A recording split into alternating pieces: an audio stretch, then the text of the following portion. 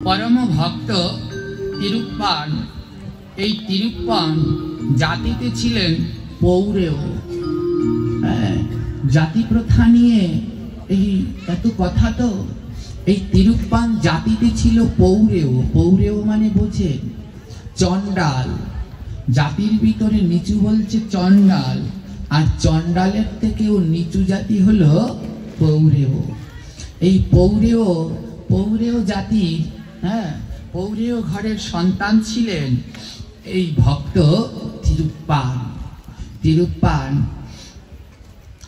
এই তিরুপ্পান বাস করতেন মাদ্রাজ প্রদেশের ত্রিচিনা শহরে, কাবেরী নদীর তীরে। গ্রামটার নাম শ্রীরঙ্গম। যারা মাদ্রাজ ডাক্তার দেখাতে যান, একটা মন্দিরে সবাই ঘুরতে যায়, শ্রীরঙ্গনাথ মন্দির। এই শ্রীরঙ্গনাথ মন্দির যেখানে রয়েছে, এই শ্রীরঙ্গনাথ মন্দিরের যে গ্রামটা, সেই গ্রামটার নামই হলো শ্রীরঙ্গম মন্দির। এই শ্রীরঙ্গম মন্দিরেই রয়েছে শ্রীরঙ্গনাথ ভগবানের অপূর্ব শ্রী বিগ্রহ। অপূর্ব শ্রী বিগ্রহ। এখানে শ্রী বিষ্ণু অনন্ত সজ্জায় শায়িত আছেন। এই শ্রী বিগ্রহের নামই হলো রঙ্গনাথ, শ্রীরঙ্গনাথ বিগ্রহ।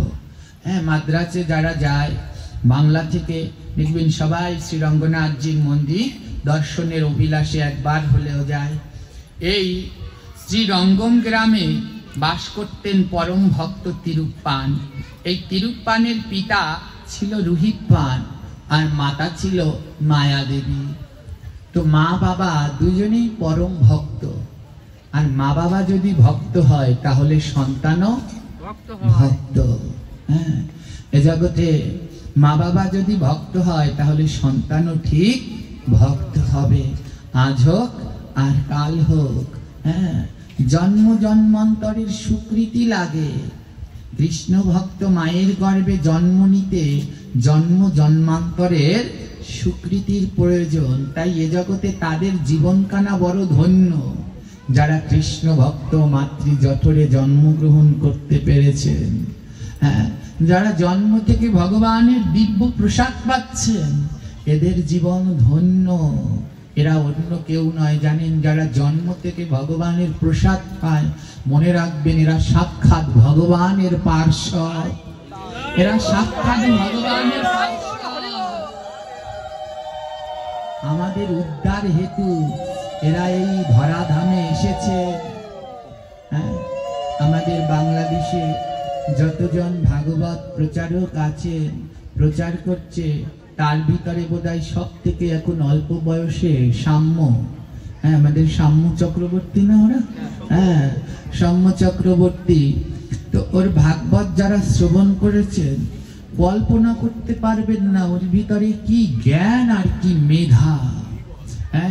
এ কোনোদিন পড়াশুনো করে সম্ভব নয়। ওর ভিতরে যা জ্ঞান, ওর ভিতরে যে জ্ঞান এবং যে মেধা আছে, এ কোনো পড়াশুনো করে এসব সম্ভব নয়। দেখবেন ওর এত শক্তি কোথায় জানেন? ওর এত শক্তি কোথায়? ও যেখানে যেখানে যায়, ওর সাথে সাথে ওর কৃষ্ণ ভক্ত মা, ওর পরম কৃষ্ণ ভক্ত মা সেইখানে যায়। যে ভাগবত পাঠ করছে আর তার সম্মুখে যদি অমন কৃষ্ণ ভক্ত গর্ভধারিণী মা যদি সম্মুখে বসে থাকে, সাক্ষাৎ ব্যাসদেব সুখদেব তাকে তো অবশ্যম্ভাবী কৃপা প্রদান করবে।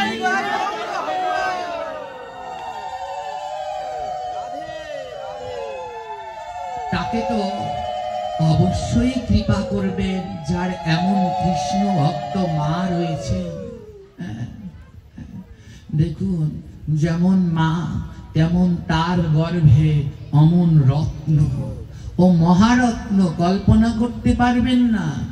আজ সারা বাংলাদেশ ভারতবর্ষের আলোচিত শ্রীমুখ, আমাদের সবার বিল্লমঙ্গল বাবা, আজ তিনি যেমন সব সারা বাংলাদেশ জুড়ে তার হরিকথায় সবাই মুখরিত।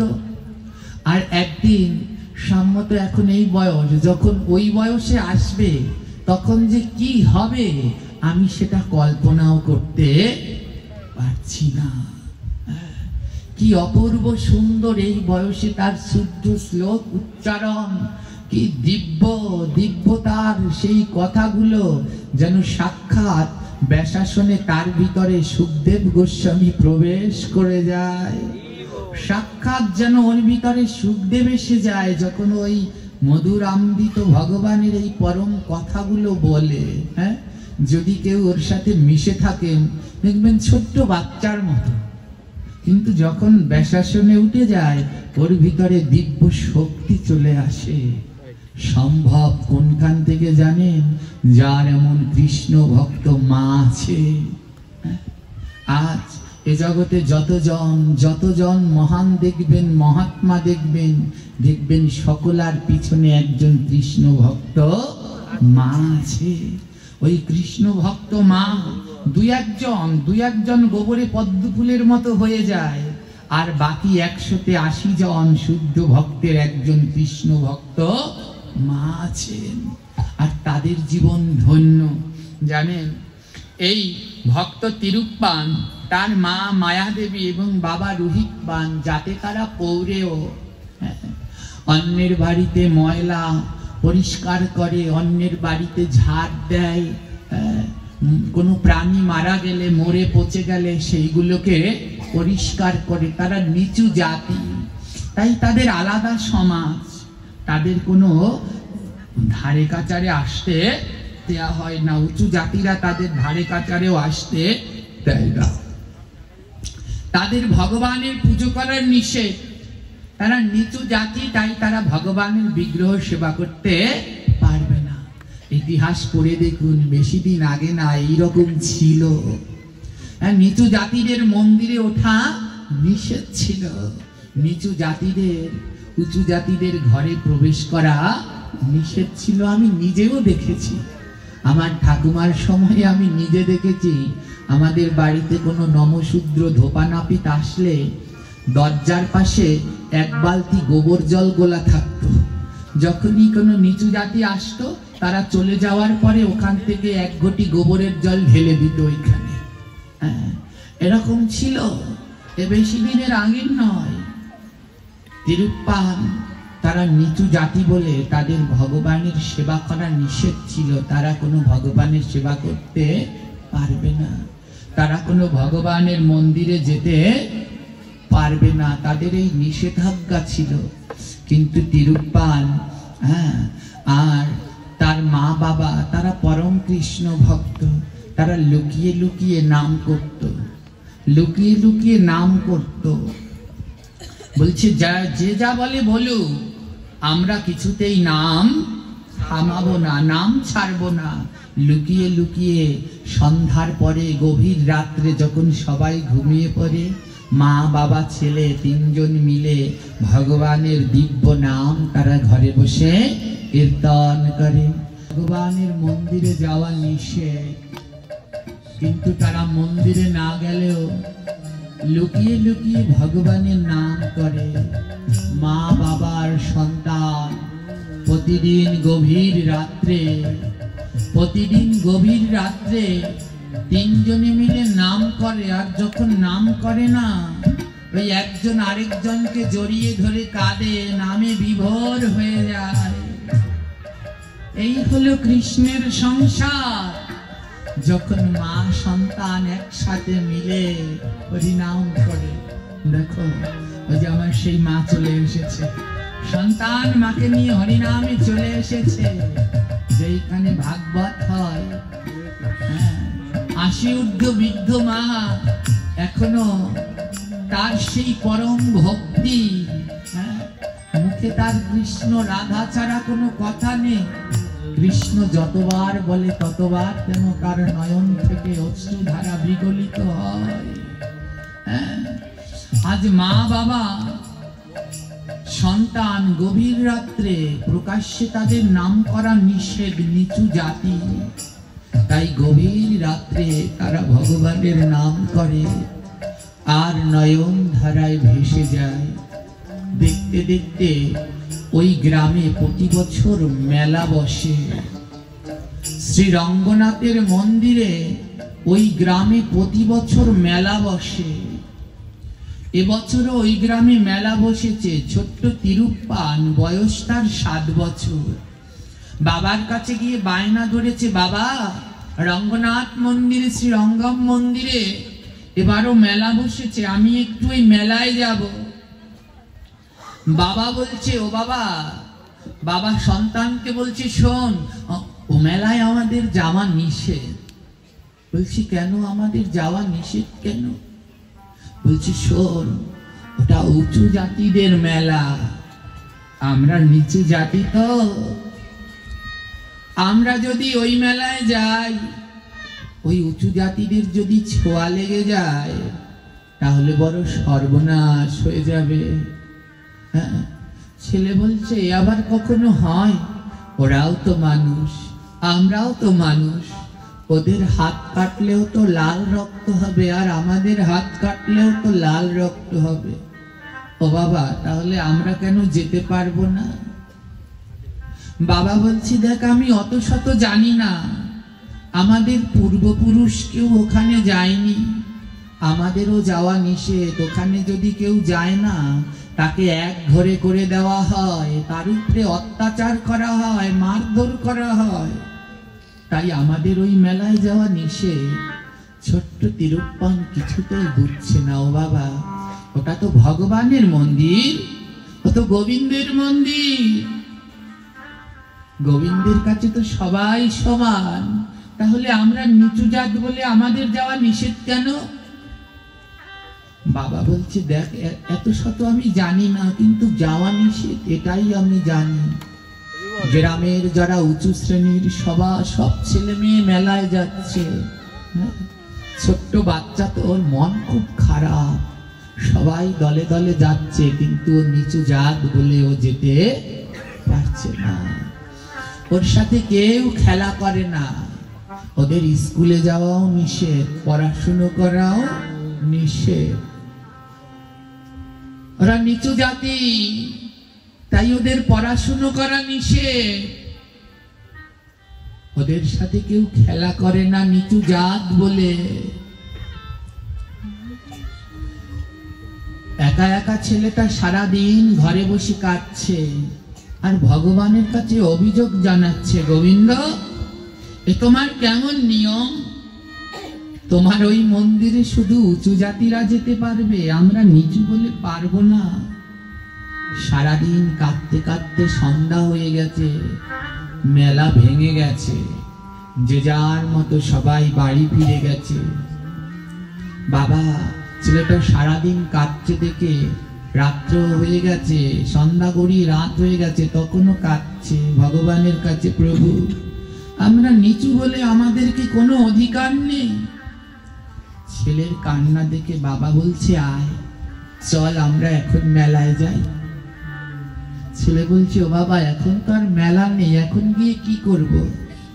বলছে, চল গিয়ে দেখে আসি, যদি ভগবান আমাদের জন্য কিছু রাখতেও পারেন। আমরা তো নিচু জাতি, আমাদের না জানি কত জন্মের পাপ আছে, চল, কাঁদিস না। বাবা কি করলেন জানেন? বাবা ছেলেকে নিয়ে মেলায় গেলেন। রাত্রবেলায় মেলায় কেউ নেই, মেলা শেষ হয়ে গেছে, দোকানপাট ভেঙে চুরে সব চলে গেছে, খালি মাঠ পড়ে আছে। ছেলেটা ওই খালি মাঠ দিয়ে ঘুরছে। মেলায় এক পাথরের দোকান বসেছে। এক পাথরের শিল্পী পাথর দিয়ে ঠাকুর তৈরি করে। ওই শিল্পী পাথর দিয়ে অনেক বিগ্রহ বানিয়ে ওই মেলায় বিক্রি করতে এনেছে। আর যখন বিক্রি করতে এনেছে না, ওই আনবার পথে ওই গাড়ির ঝাঁকায় ঝাঁকায় একটা কৃষ্ণ ঠাকুরের হাত ভেঙে গেছে। যেই ঠাকুর এনেছিল ওর ভিতরে একটা ঠাকুরের হাত ভেঙে গেছে।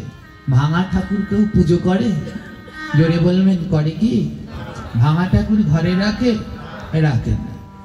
পাথরের সেই শিল্পী যতগুলো ঠাকুর মেলায় বিক্রি করতে এনেছে, সব ঠাকুরগুলো বিক্রি হয়ে গেছে। কিন্তু যে ঠাকুরটার হাত ভেঙে গেছে, যে কৃষ্ণটার হাত ভেঙে গেছে, ওটা আর কেউ কেনেনি। তো পাথরেরটা কি জোড়া লাগানো যায়? মাটির হলে আবার কাদা মাটি দিয়ে জোড়া লাগানো যায়, কিন্তু পাথর কি সম্ভব? সম্ভব না। কি করলো জানেন? সেই পাথরের সেই শিল্পী হাতটা ভেঙে গেছে, ঠাকুরটা ফেলে রেখে গেছেন, বলে এ ঠাকুর কে কিনবে? তো ছেলেটা ওই অন্ধকারের ভিতরে যখন মাঠে হাঁটছে, হঠাৎ হোঁচটকে পড়ে গেছে, আর পড়ে গিয়ে দেখে একটা কৃষ্ণ ঠাকুর মাটির মধ্যে পড়ে আছে। বাবাকে ডাকছে, বাবা তাড়াতাড়ি আসো, দেখো আমি কি পেয়েছি। বাবা দৌড়ে গেছে, কি হয়েছে? দেখো দেখো, তুমি ঠিকই বলেছ, ভগবান কাউকে নিরাশ করে না। দেখো মেলা শেষ, তাতে কি?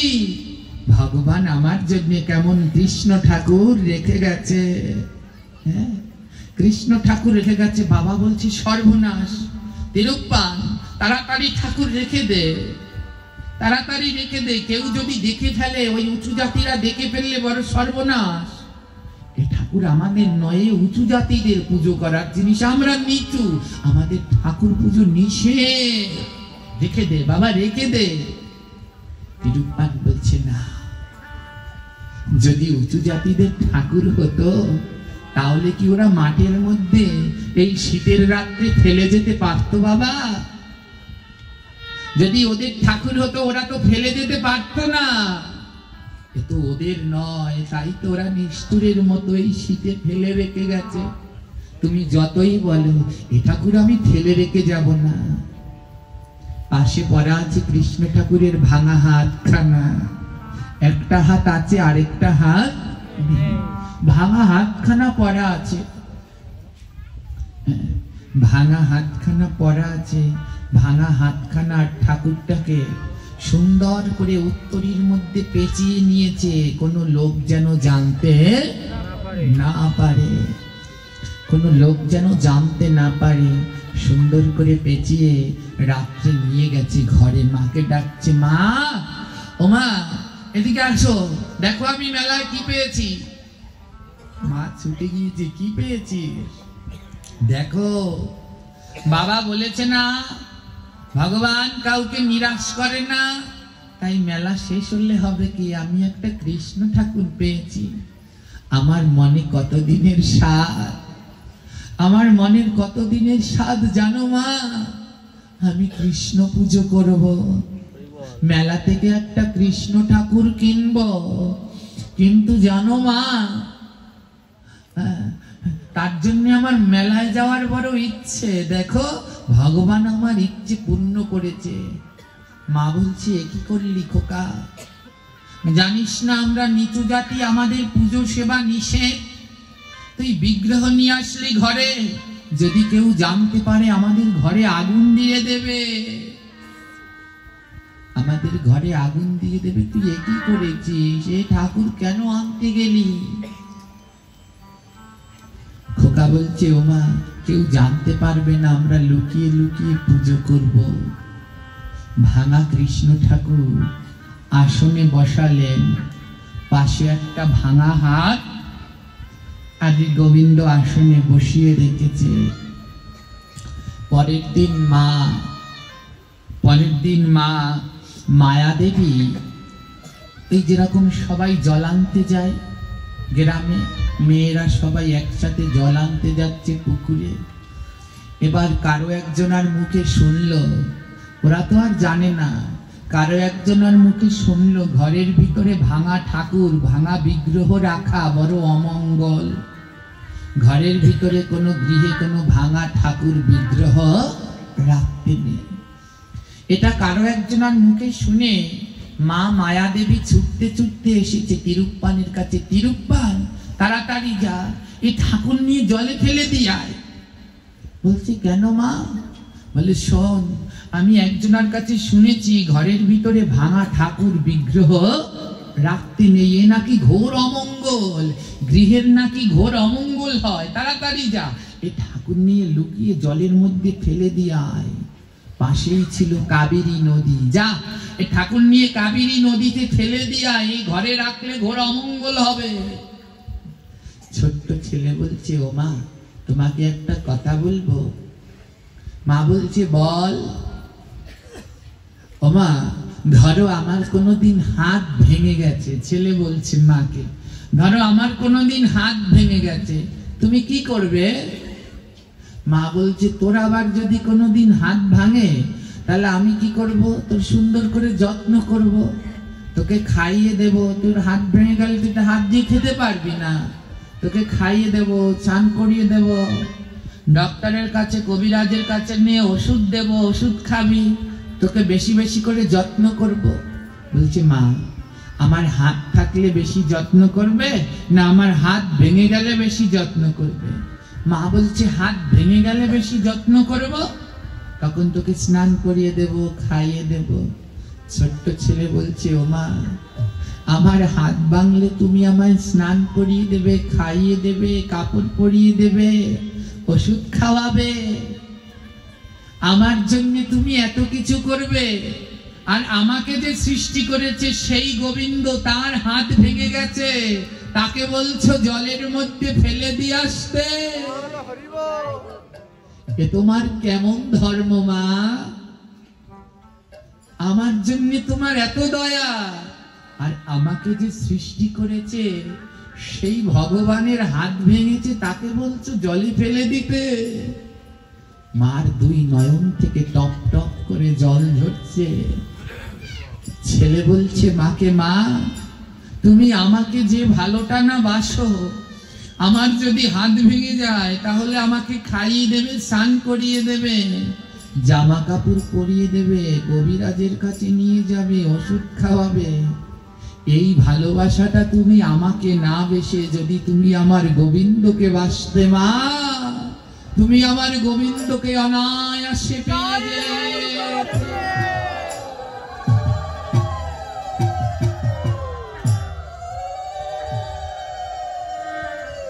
মা,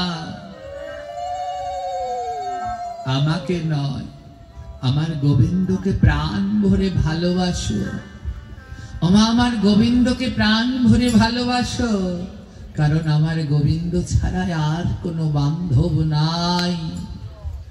আমার গোবিন্দ ছাড়া ভবের মাঝে আর তো বান্ধব নাই রে। আমার কৃষ্ণ ছাড়া ভব মাঝে আর তো বান্ধব নাই রে। আমার কৃষ্ণ ছাড়া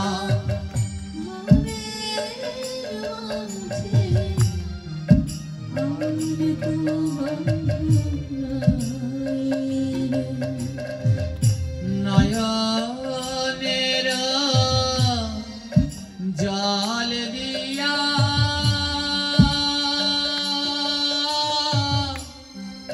ডাকো তারে, নয়নের জল দিয়া ডাকো আমার কৃষ্ণ ছাড়া ভব মাঝে আর বান্ধব নাই রে। আমার কৃষ্ণ ছাড়া ভব মাঝে আর বান্ধব নাই। আমার কৃষ্ণ ছাড়া ভবের মাঝে আর বান্ধব নাই রে। আমার কৃষ্ণ ছাড়া ভবের মাঝে আর বান্ধব নাই রে। ভাই বন্ধু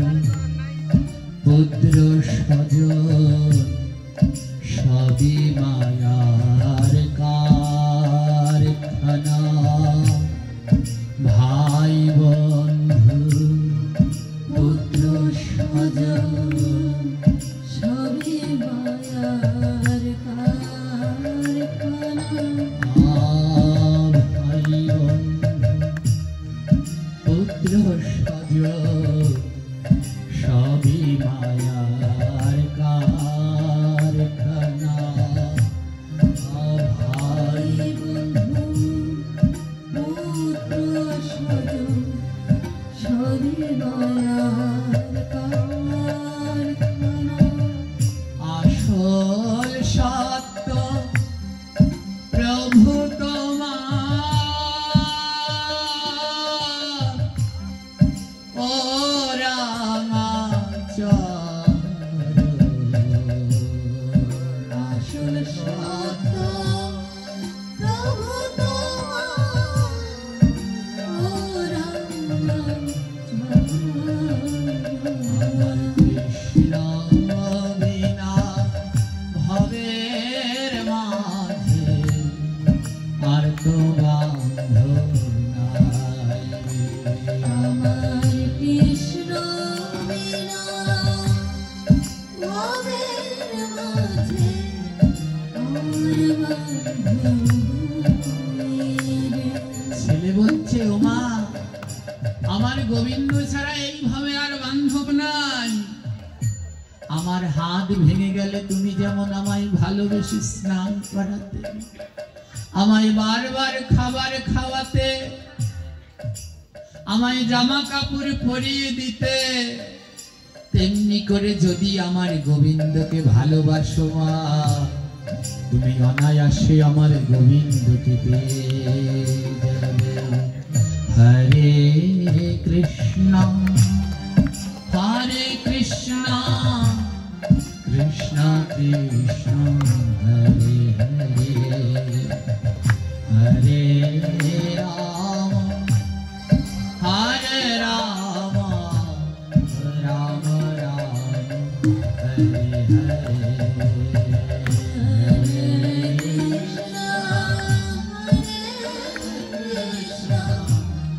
কৃষ্ণ কৃষ্ণ হরে হরে, হরে রাম হরে রাম, রাম রাম হরে হরে। মার চেতনাটা ঘুরে গেল। দেখুন আমাদের মনে এই ভাবনাটা কবে উদয় হবে? ঘরে ভাঙা ঠাকুর থাকলেই তাড়াতাড়ি ফেলে দেয়। ভক্তের ভক্তি কি দেখুন। ছেলে বলছে, ওমা যদি ডাকার মতো করে ডাকা যায় না, জানো আমাদের কৃষ্ণের হাত জোড়া লাগবে, আমাদের কৃষ্ণের হাত জোড়া লাগবে। আসো মা, আমরা দুজনে মিলে ডাকি, মা ছেলে বাবা মিলে ভগবানকে সারাদিন রাত ধরে ডাকে।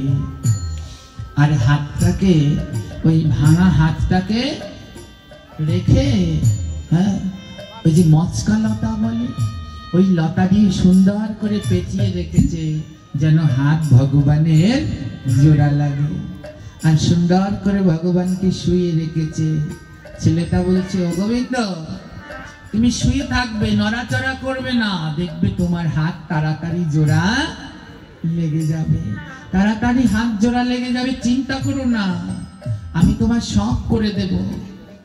মন্ত্র তন্ত্র কিচ্ছু জানে না, মা রান্না করে দেয়। আর ছেলে এনে ওই গোবিন্দের বিগ্রহের সম্মুখে ধরে, খেয়ে নাও ঠাকুর, তাড়াতাড়ি খাও, খেলে পরে তোমার হাত ভালো হয়ে যাবে। মুখের সামনে এসে খাবার ধরেছে, কিন্তু ভগবান আর খাচ্ছে না। ও ভগবানের সাথে কথা বলছে, ও আমি নিচু জাতি বলে আমার হাতে খাবে না, উঁচু জাতি হলে খেতে প্রভু। ভগবানের সম্মুখে, মুখের সম্মুখে খাবার ধরেছে, খাও না কানাই, তোমার না হাত ভেঙে গেছে, খাও না, বেশি বেশি না খেলে তো সুস্থ হবে না, খাও। আমি তো কোনো মন্ত্রতন্ত্র জানি না, যারা উচ্চ জাতি ওরা কত মন্ত্রতন্ত্র জানে, আমি অত শত জানি না, খাও। আমার মা রান্না করেছে কষ্ট করে, আমাদের অত ভালো মন্দ নেই, এই শাক শুক্তো ছাড়া কিচ্ছু নেই, খাও। এত ডাকলো কিন্তু ভগবান খাচ্ছেন না। তুমি খাবে না? জানো, যখন ওনারা ভাগবত পাঠ করে আমি মন্দিরের পিছনে দাঁড়িয়ে দাঁড়িয়ে ভাগবত শুনি। ভগবানকে বলছে তিরুপ্পান শোনো, একটা কথা বলি, আমার মাও জানে না। যখন ওই মন্দিরে ভাগবত পাঠ হয়, হরিকথা হয়, আমাদের তো মন্দিরে ঢোকা নিষেধ, তাই মন্দিরের পিছনে লুকিয়ে লুকিয়ে হরিকথা শুনি। একদিন আমি পাঠের মধ্যে শুনেছি ভগবান নাকি হাত দুটো দিয়েছে তোমার সেবার জন্য, এই হাত দুটো দিয়েছে তোমার ভোগের রান্না করবার জন্য, এই হাত দুটো দিয়েছে তোমার ভোগ লাগানোর জন্য, এই হাত দুটো দিয়েছে তোমার সেবার জল ফল আনার জন্য। ও মাধব, যদি এই হাত তোমার সেবার জন্য হয় আর এই হাতে যদি তুমি না খাও, তাহলে এই হাতই আমি আজ রাখবো না। পাশে ছিল একটা বটি, বলে আজ এই হাত আমি কেটেই ফেলবো। এই বলে বটিটা নিয়ে যেই হাতের উপরে বাঁ হাতে বটি নিয়ে যেই ডান হাতে কোপ দিতে গিয়েছে, অমনি সেই পাথরের বিগ্রহ ভাঙা ঠাকুর এক হাত দিয়ে আরেক হাত টেনে ধরেছে। দাঁড়াও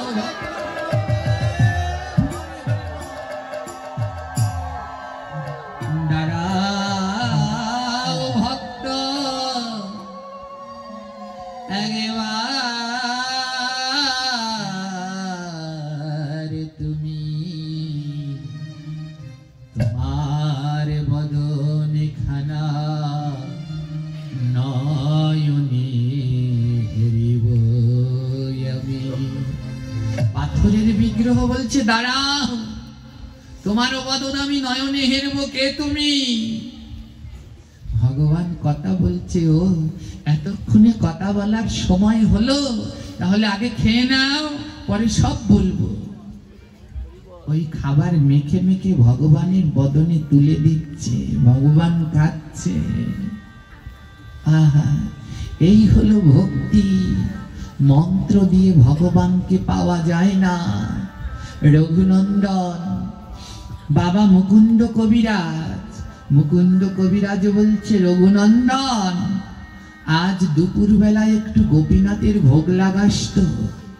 রঘুনন্দন বলছে, বাবা আমি তো কোনো মন্ত্র পারি না, কি দিয়ে ভগবানের ভোগ দেব? বাবা মুকুন্দ কবিরাজ বলছে, কি পারিস না? বলে মন্ত্র পারি না তো। বাবা বলছে, কথাটা বারবার বল না। ছেলে বলছে, মন্তর মন্তর মন্তর। বলে ওই মন্তরে কোনো কাজ হয় না, তোর মন দিয়ে তুই গোবিন্দের ভোগ দে, দেখবি গোবিন্দ অনায়াসে গ্রহণ করবে। ওই বই পুস্তকের মন্তরে নয়, তোর মন দিয়ে তুই ভোগ দে। ছেলেটা মায়ের কাছে গিয়ে জিজ্ঞেস করলেন, ও মা, আমার যখন অসুখ হয় তাহলে তখন তুমি কাকে ডাকো? মা বলছে, তোর যখন অসুখ হয় তখন আমি ভগবান কৃষ্ণকে ডাকি, কেন তোর অসুখ কমে যায়। ছেলে বলছে, ও মা, তাহলে এখন তো আমার কৃষ্ণের অসুখ, তাহলে কাকে ডাকবো? আমার অসুখ হলে তো কৃষ্ণকে ডাকো, কিন্তু আমার কৃষ্ণের হাত ভেঙে গেছে, এখন কাকে ডাকবো? মা বলছে, সে তো আমি কি করে বলি বল, তবে শুনেছি অনেকের কাছে কৃষ্ণ নাকি আরেকজনকে ডাকে, কৃষ্ণ নাকি আরেকজনের নামে কাঁদে। ছেলে বলছে, ওমা সে কে? বলে, সে হলো রাধা, সে হলো রাধা। ও বাবা, কৃষ্ণরও নাকি মাথা ব্যথা হয়েছিল, তখন কমানোর জন্য নাকি রাধারানী ধুলো দিয়েছিল। তাই আমাদের যদি রোগ হয় আমরা কৃষ্ণকে ডাকি, আর কৃষ্ণের যদি কিছু হয় তাহলে রাধারানীকে ডাক, হয়তোবা রাধারানী কমিয়ে দিতে পারে। ছেলেটা রাধারানীকে ডাকতে লাগলেন, রাধারানীকে ডাকতে লাগলেন, রাধা রাধা রাধা রাধা রাধা রাধা জয় রাধা রাধা রাধা রাধা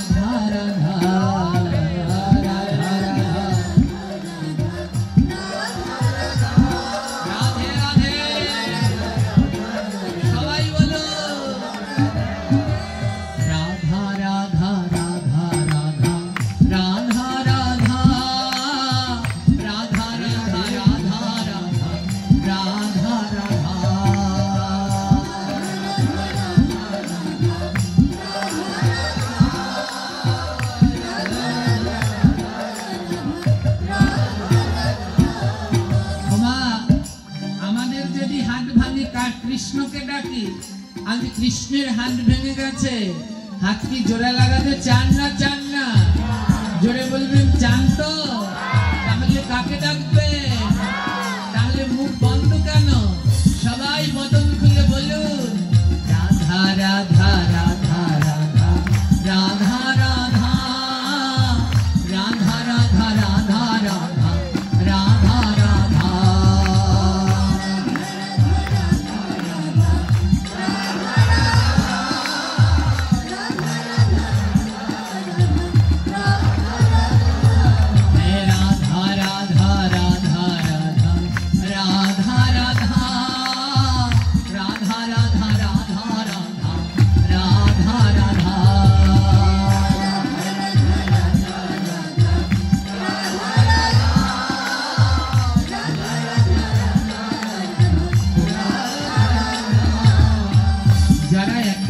রাধারানীর এই পবিত্র নাম করছেন না, সবার চরণে আমি দুটো হাত দিয়ে বলছি, কেউ মুখ বন্ধ রাখবেন না।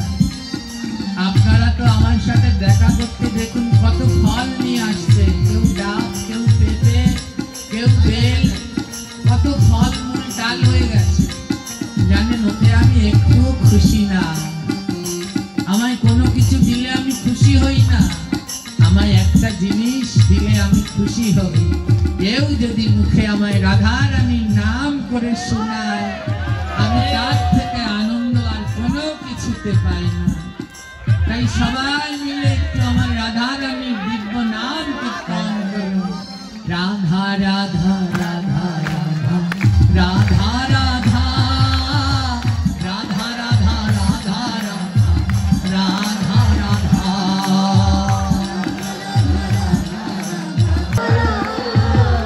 যার প্রেমেতে কৃষ্ণচন্দ্র করেছে বাধা, বদন ভরে বলো সবাই রাধা রাধা।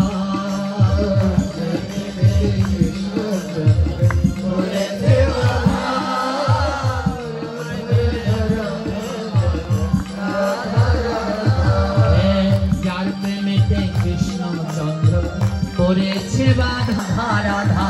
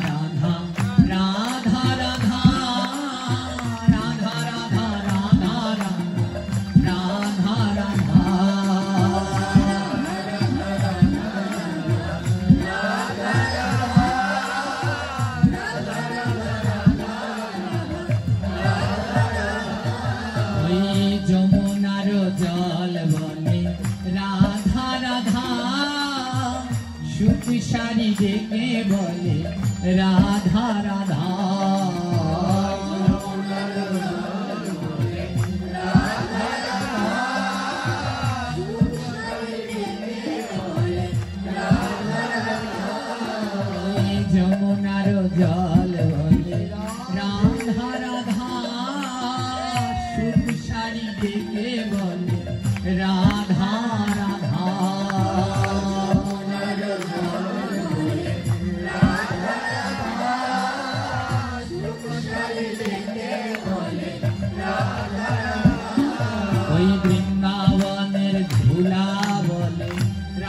রাধা রাধা বদন ভরিয়া বল রাধা রাধা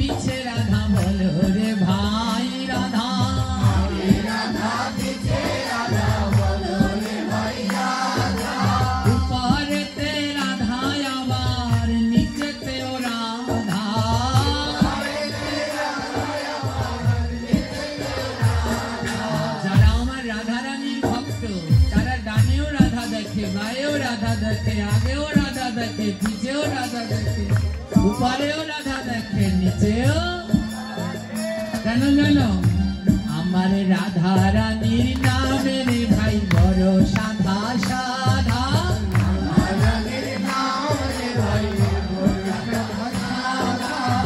জগতে এত সহজ আর কোনো নাম নেই এত সহজ সাধা নাম রাধা রানীর নামের ভাই বড়ই গো সাধা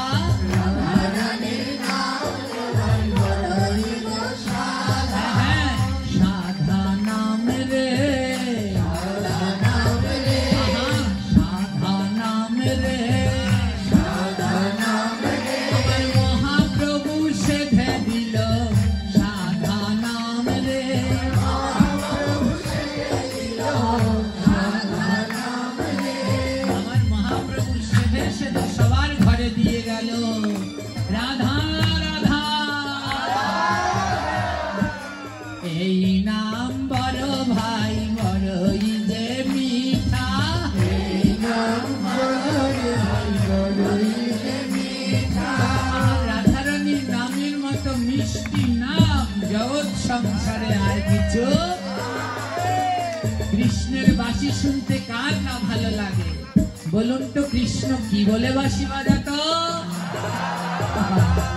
ওই কৃষ্ণের বাঁশির শব্দ হলো রাধা আর রাধা রানী কি শুনে পাগল হতো রাধা রানীও নিজের নাম শুনে নিজেই পাগল হয়ে যেতেন এই হলো আমার রাধা রানীর নাম রাধা রানীর নাম যে জন বদন ভরে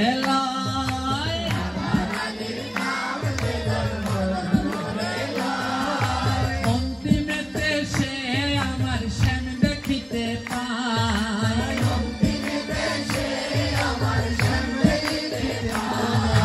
রাধা রানীর নাম যে জন বদন ভরে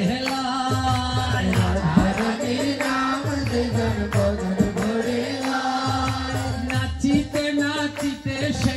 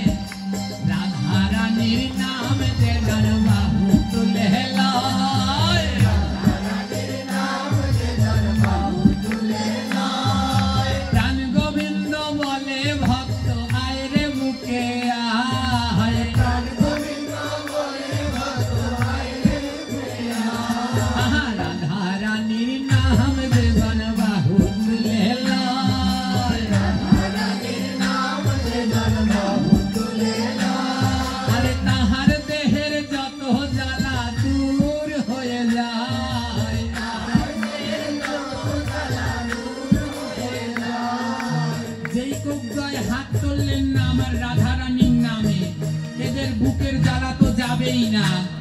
আর আমাদের বুকের জ্বালা যেন যেই কয়টায় হাত না তুলছে ও বুকে চলে যায়।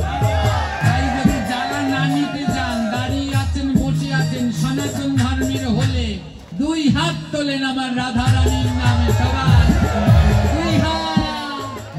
জয় রাধে জয় রাধে জয় রাধে জয় রাধে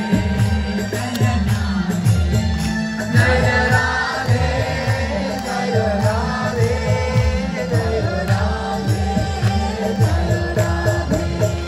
হে রাধে রাধে রাধে রাধে রাধে রাধে রাধে রাধে রাধে রাধে রাধে রাধে রাধে। ওই যমুনার জল বলে রাধে রাধে রাধে, বৃন্দাবনের ধুলি বলে রাধে রাধে রাধে, সুত শাড়ি দেখে বলে রাধে রাধে রাধে, ভুবনের পাখি বলে রাধে রাধে রাধে, কালবনের কাল বলে রাধে রাধে রাধে, বেলবনের বেল বলে রাধে রাধে রাধে, রাধা কুণ্ডের জল বলে রাধে রাধে রাধে, শ্যাম কুণ্ডের ঢেউ বলে রাধে রাধে রাধে, বৃন্দাবনের ধুলি বলে রাধে রাধে রাধে, বৃন্দাবনের পাখি বলে রাধে রাধে রাধে, ভক্তবৃন্দ সবাই বলে রাধে রাধে রাধে, দুই বাহু তুলিয়া বলে রাধে রাধে রাধে,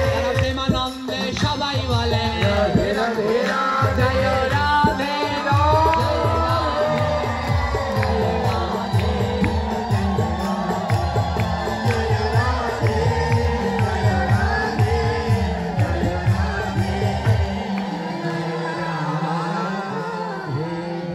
হরি বল। আজ জানেন তিরুপান যখন রাধারানীর নাম করে ডাকছেন আর রাধারানীকে বলছেন, রাধে আমার গোবিন্দের হাত ভেঙে গেছে, তুমি আমার গোবিন্দের হাত ভালো করে দাও। জানেন কি হলো, ভক্তের ভক্তিতে এমন কিছু নেই যা হয় না। রাধারানীকে সপ্তাহ ধরে ডাকতে লাগলেন। এক সপ্তাহ পরে পাথর কি জোড়া লাগে? এক সপ্তাহ পরে সেই যে পাতা দিয়ে পেঁচিয়ে রেখেছিল, এক সপ্তাহ পরে পাতা খুললো, খুলে দেখে সেই ভাঙা হাত ভগবানের জোড়া লেগে গেছে।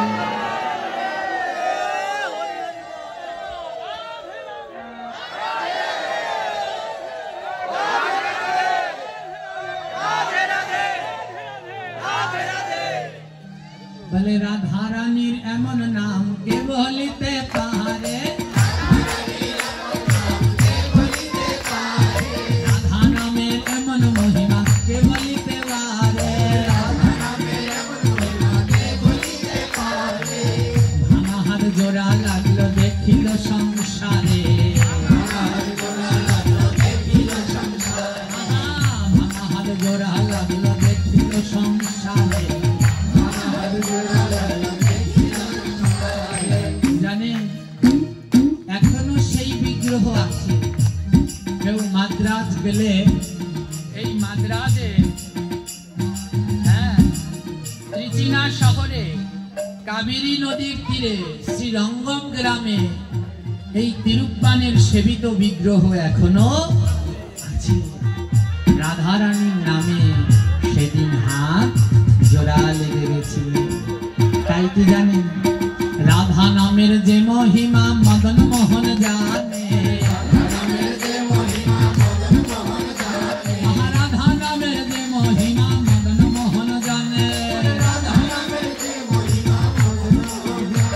আজি রাধা নামের ঢৌলাই গাছে যমুনা ফুলে গে, রাধা নামের ঢৌলাই গাছে যমুনা ফুলে গে। হরি রাধা নামের যে মহিমা মদন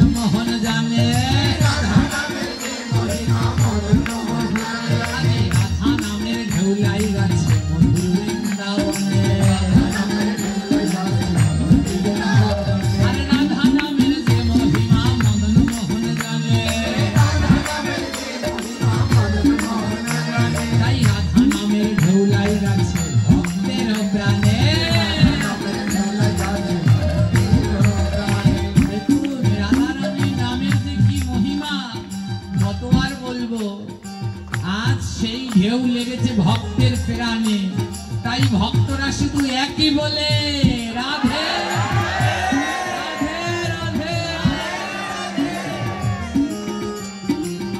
জগৎ জুড়ে আমার রাধা রানীর নামে জয়।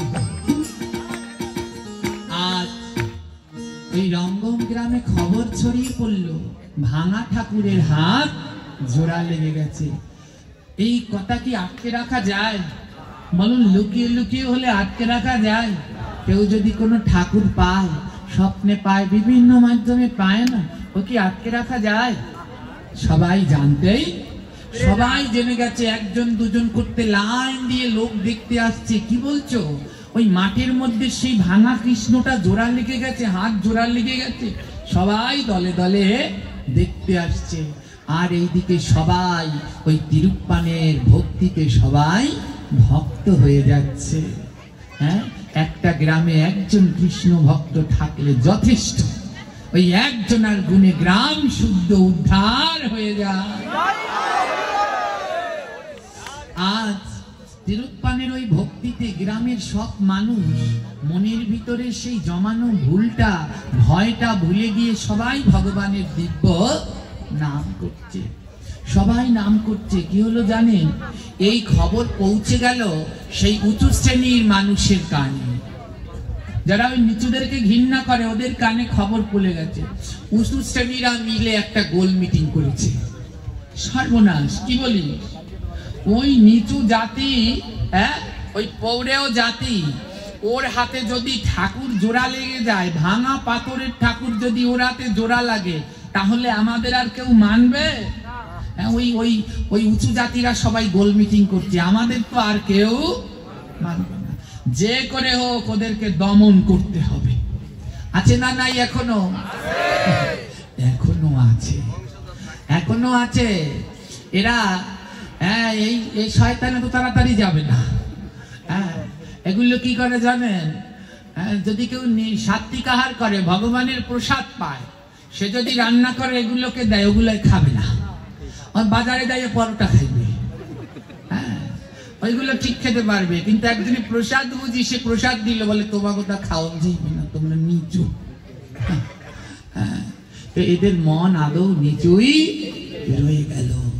উঁচু জাতিরা এই সব করতে নেই। সবার উপরে মানুষ সত্য, তাহার উপরে। হ্যাঁ, এ চণ্ডীদাস লিখেছে, বলে এ শুধু শুনলাম, মানার হলো। সবাইকে সমান দেখতে হবে। উঁচু জাতিরা মিলে সবাই গোল মিটিং করছে।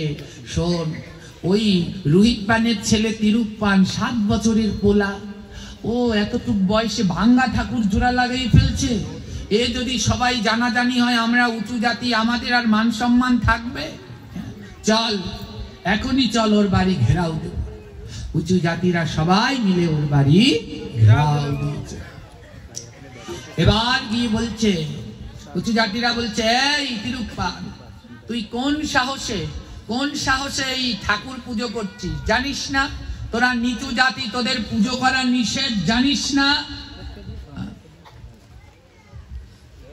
তো তিরুপ্পান বলছে, আমি তো এটা আনিনি, তোমরা তো ফেলে রেখেছো, মাটির মধ্যে ফেলে রেখেছো, আমি কুড়িয়ে এনেছি, আমি তো আর কিনে এনে পুজো করিনি। অন্য যারা সাহসী ছিল তারা প্রতিবাদ করে উঠলো, দাঁড়ান, এই তিরুপ্পানের ভক্তি দেখেছেন? ওর ভক্তিতে ঠাকুরের ভাঙা হাত জোড়া লেগেছে। উঁচু শ্রেণীরা বলছে, মিথ্যে কথা, ওর ভক্তিতে নয়, আমরা মন্ত্র পাঠ করেছি, আমাদের মন্ত্রে জোড়া লেগেছে। দুষ্টু, ওরা কোনো সময় হার মানতে চায় না। একের পর এক ছুতা, একের পর এক অজুহাত এনে হাজির করে। উঁচু শ্রেণীরা বলছে, ওর ভক্তিতে নয়, আমাদের মন্ত্রে ঠাকুরের হাত জোড়া লেগেছে, দাও। কেড়ে নিলেন। উঁচু শ্রেণীরা সেই ভগবানের বিগ্রহ কেড়ে নিয়ে গেলেন। কেড়ে নিয়ে তিরুপ্পানের ঘরে আগুন ধরিয়ে দিলেন।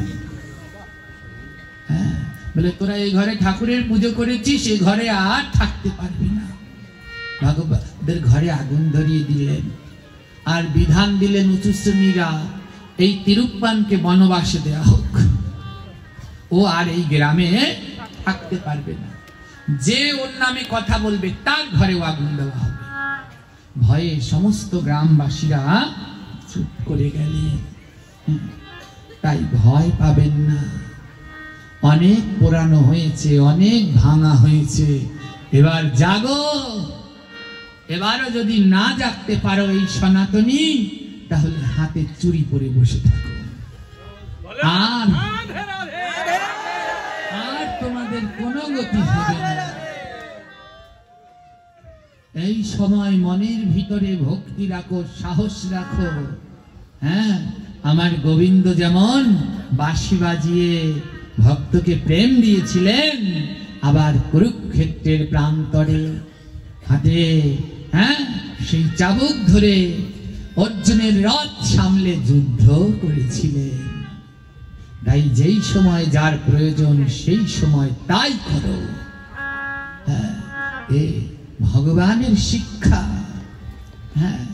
সাপ যদি তোমায় কামড় দিতে আসে, বারবার যদি ওই তোমায় মারতে আসে, বলে কামড় দিতে পারো আর না পারো, একটু ফস করে উঠো, নইলে কিন্তু তোমায় মেরেই ফেলবে, সাবধান। আজ কি করলো জানেন? তিরুপ্পানকে সবাই মিলে বনবাসে পাঠিয়ে দিলেন। কোথায়? ওই যে নদী ছিল কাবেরী নদী, কাবেরী নদীর ওপার। দুঃখী মা বাবা কাঁদছে, একমাত্র ছেলে তো কেঁদে বলছে, হে ভগবান, তোমাকে যারা ভালোবাসে এই তুমি উপহার দাও, এই তোমার উপহার। আমার সন্তান তোমায় কত ভালোবাসলো, তোমার নামে কতদিন কাঁদলো, ঘর বাড়ি কেড়ে নিলে, আর ওকে বনবাসে পাঠিয়ে দিলে। কেন? কেন তুমি তোমার ভক্তকে এত কাঁদাও? ভক্তকে কাঁদিয়ে কি সুখ পাও? আমার গোবিন্দ বলছে, জানো, ভক্ত না কাঁদলে আমি আসি না। ভক্ত যদি কাঁদে তাহলেই আমি আসি, ভক্ত না কাঁদলে আমি আসি না। ভক্তের নয়নে কৃষ্ণ নামের ধারা না বইলে আমি ভক্তের কাছে ধরা দেই না। জানো তোমরা, আমি তো সবার কাছে ধরা দেই না। কার কাছে ধরা দাও প্রাণনাথ? যার নয়নে কৃষ্ণ নামের ধারা, যার নয়নে কৃষ্ণ নামের ধারা, বলে তার কাছে দেই গো ধারা। নয়নে কৃষ্ণ নামের ধারা, তার কাছে দেই গো ধারা। নয়নে কৃষ্ণ নামের ধারা, কৃষ্ণ বলে কা দিতে পারে, কৃষ্ণ দিতে পারে, বলে সে পাবে আমারে। কৃষ্ণ বলে কাহা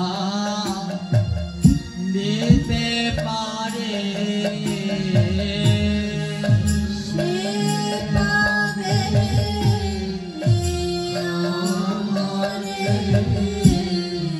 কৃষ্ণ দিতে পারে, যে রাধা বলে কাহা দিতে পারে, রাধা বলে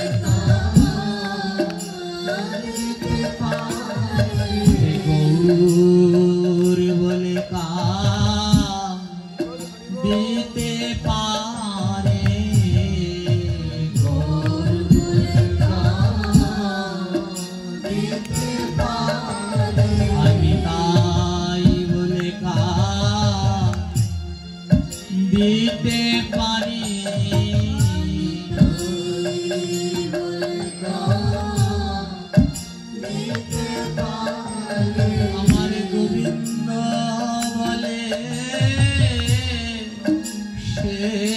পাবে সেই পাবে আমারে।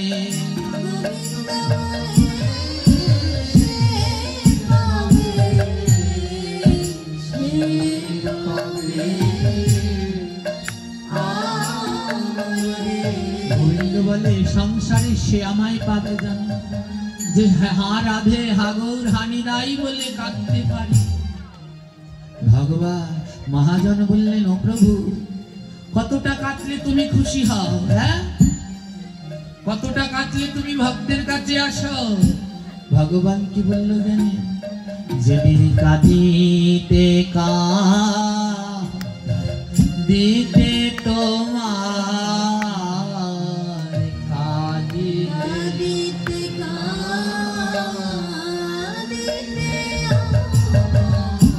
যেদিন কাঁদিতে দিতে তোমার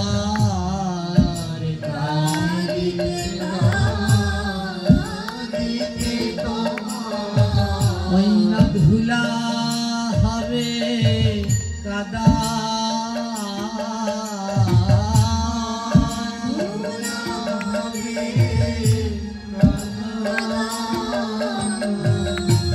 বলে কতটা কাঁদলে আমি আসি জানো? নয়নের জল ঝরতে ঝরতে যেই দিন ধুলা কাদা হয়ে যাবে, ভগবান বলে সেই দিন আমি আসব। আর এসে কি করবো জানো?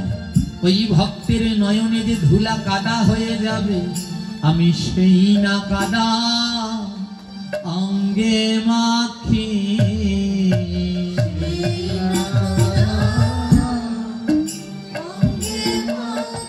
আমি সেই না কাদা অঙ্গে মাখি।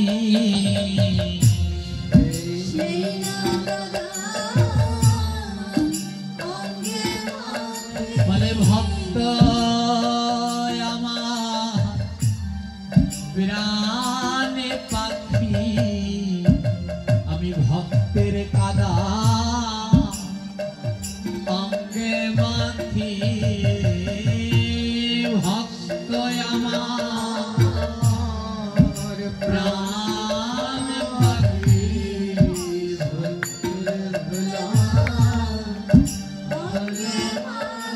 এই ভক্ত আমার নয়নাক্ষী, ভক্তের ধুলা অঙ্গে মাখি।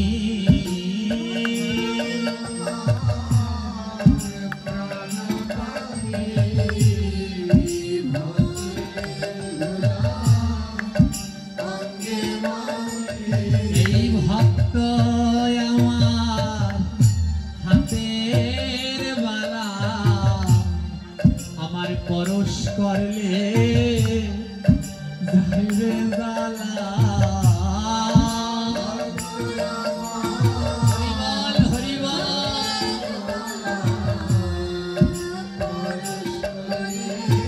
আমার গোবিন্দ বলছে এই ভক্ত আমার হাতের বালা, পরশ করলে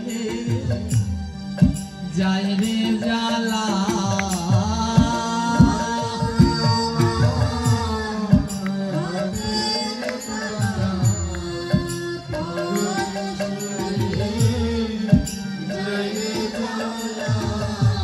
ভক্তের পরশ ভালোবাসি,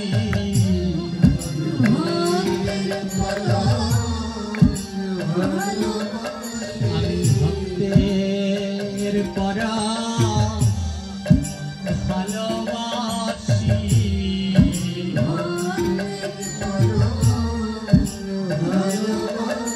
তাই ভক্তের নামে বাজাই বাঁশি,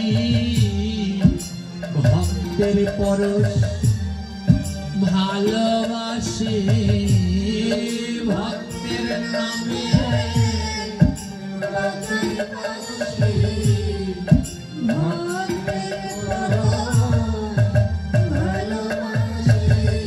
ভক্ত আমার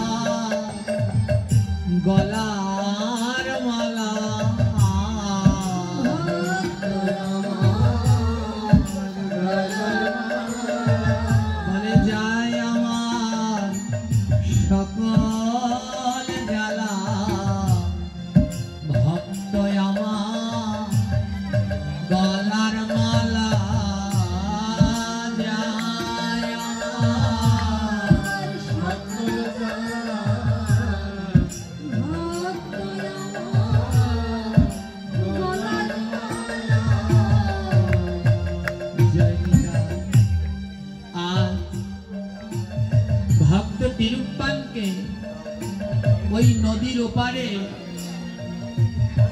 নদীর ওপারে বনবাস দেয়া হলো। হরি বল, জয় নিতাই। আজ এইখানেই আমরা আমাদের এই আলোচনার বিশ্রাম দিতে চলেছি। এই ভক্ত তিরুপ্পানের আলোচনা এখনো শেষ হয়নি, এর বাকি অংশ এখনো রয়েছে। এই বাকি অংশ আমরা আসছে কালকে পাঠে আলোচনা করব, কারণ এখনো যতটুকু রয়েছে সে বলতে গেলে অনেক সময়ের দরকার।